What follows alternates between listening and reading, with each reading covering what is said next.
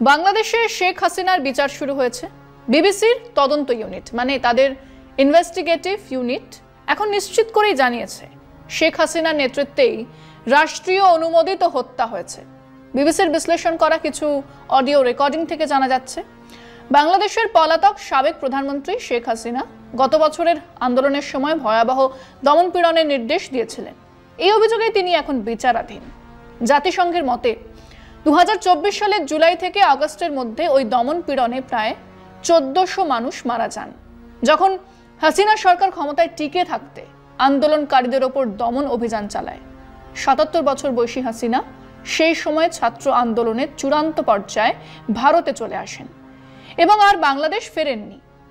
কেবল তাই নয়, তিনি ভারতে আশ্রয় থেকে এখান থেকেই বসেই তার রাজনৈতিক কাজকর্ম চালিয়েই যাচ্ছেন।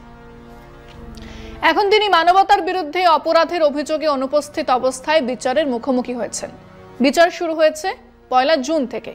বিবিসির তদন্তে পাওয়া অডিও রেকর্ডিংয়ে 18 জুলাই 2024-এ তার কণ্ঠে নিরাপত্তা বাহিনীকে বলা হচ্ছে আন্দোলনকারীদের বিরুদ্ধে মারণাস্ত্র ব্যবহার করতে এবং যেখানেই পাবে গুলি চালাবে।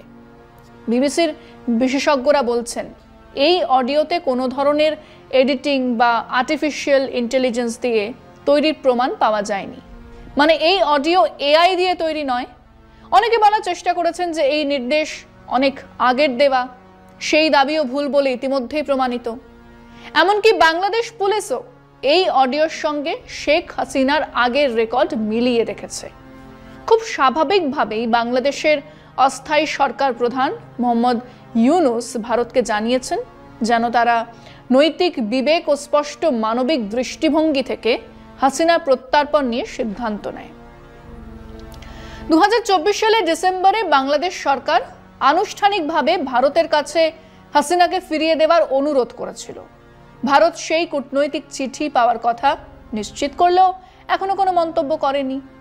এটা তো ঘটনাই যে কেবল বন্ধুত্ব, কৌশলগত সম্পর্ক বা পুরনো রাজনৈতিক ইতিহাস দিয়ে সাধারণ মানুষের হত্যাকে ন্যায্যতা দেওয়া যায় না। কিন্তু মজার ব্যাপার হয়ে গেল বিবিসির এই রিপোর্ট বাইরে আসার এতদিন পরেও ভারতের প্রধানমন্ত্রী একটা কথাও বলেননি। আমরা দেশের নাগরিকরা জানি না কেন ভারত এক আন্তর্জাতিক অপরাধী নেতানিয়াহুর পাশে গিয়ে দাঁড়ায়, কেন তারা আশ্রয় দেয় এমন এক রাষ্ট্রপ্রধানকে যিনি তার দেশে গণহত্যার দায়ে অভিযুক্ত। আরো বড় কথা হলো এই বিষয়ে অফিসিয়ালি এখনো পর্যন্ত একটা কথাও মোদিজি বা তার সরকারের তরফ থেকে কেউ একটা কথাও বলেননি।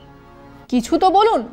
ভারত সবকিছুর পরেও শেখ হাসিনাকে আশ্রয় দেবে, তাকে এই ভূখণ্ডে বসেই রাজনীতি করতে দেবে, সেই কথাটাই না হয় বলুক। কিন্তু মোদিজি চুপ করে বসে আছেন। শেখ হাসিনা ওনার কাছে এক ফিক্সড ডিপোজিট, উনি যখন ইচ্ছে তখন ভাঙাবেন। এরকম ভাবে বিদেশ নীতি চললে যা হবার তাই হচ্ছে। এক স্বাধীন দেশের রাষ্ট্রপ্রধান আজ সেই দেশের বিচার ব্যবস্থার কাছে গণহত্যার দায়ে অভিযুক্ত। তাকে দেশে রেখে রাজনীতি করতে দেওয়াটা কোন ধরনের কূটনীতি? আর সেই কূটনীতির ফল বাংলাদেশ এখন চীনের আরো ঘনিষ্ঠ। বাংলাদেশ এখন পাকিস্তানের সঙ্গে নতুন সম্পর্ক তৈরি করছে। বাংলাদেশে টার্কি অস্ত্র তৈরি কারখানা খুলেছে। এক আদানি আম্বানিদের মতো কিছু ফোড়ে দালাল পুঁজিপতিদের স্বার্থ রক্ষার জন্যই যদি এক স্বাধীন দেশের বিদেশ নীতি চলতে থাকে তাহলে যা যা হবার ঠিক তাই হচ্ছে।